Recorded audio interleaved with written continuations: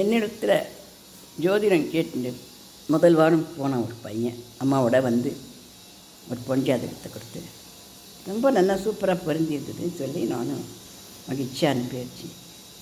அடுத்த வாரம் அந்த பையன் அந்த ஜாதகத்தை தூக்கி என்கிட்ட ஓடி வந்து, மாமி இந்த பொண்ணை நான் பண்ணிக்க போகிறதில்ல, இது ஒரு ராட்சசி அப்படின்னு. என்னப்பா அது இஷ்டத்துக்கெல்லாம் ஜோசியம் சொல்ல முடியுமாண்ணா? அந்த பொண்ணு நல்ல பொண்ணு தான், அது எப்படி ராட்சசின்னு நான் ஜோசியத்துக்கு சொல்ல முடியும்? என்ன பண்ணிட்டான் அந்த ராட்சசி அப்படின்னு கேட்டேன். இல்லை மாமி, எங்களுக்கு அடுத்த வாரம் நிச்சயதார்த்தம் ஆக போகிறது. ஆமாம், ஆனால் இனிமேல் ஆகாது. ஏன்ப்பா என்னாச்சு சொல்லு. நான் அந்த பொண்ணு பக்கத்தில் பஸ்ஸில் உட்காண்டேன் மாமி. அதனால் என்ன பல நஷ்டம் மாமி. பஸ்ஸில் உட்காந்து ஏன்டா அடிக்க போகிற, நீ சும்மா இருந்தியோ எப்படி இருந்தியோ அப்படின்னு. இல்லை மாமி, நான் ஐ லவ் யூ அப்படின்னு கொஞ்சம் தொலை இப்படி குனிஞ்சு ஐ லவ் யூ அப்படின்னு சொன்னேன், அவ்வளோதான்.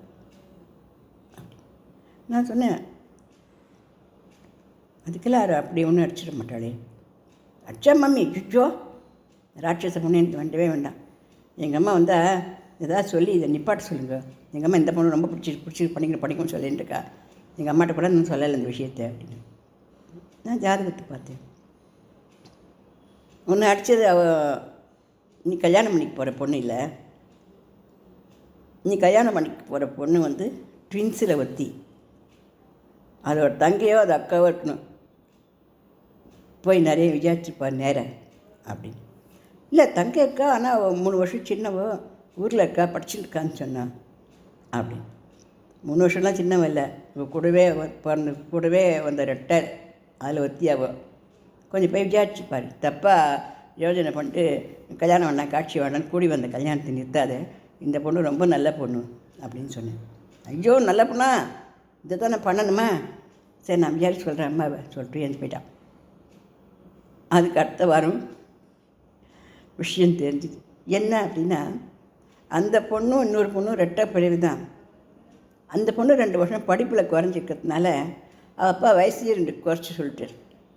அவள் 2 வருஷம் குறைவாக படிக்கிறா, அத்தியாயத்தில் படிக்கிறா அப்படின்னு சொல்லிட்டார். அப்படின்ட்டு அவர் ஒத்துண்டு நல்ல வழியாக அந்த கல்யாணம் இனிதே நடந்தது.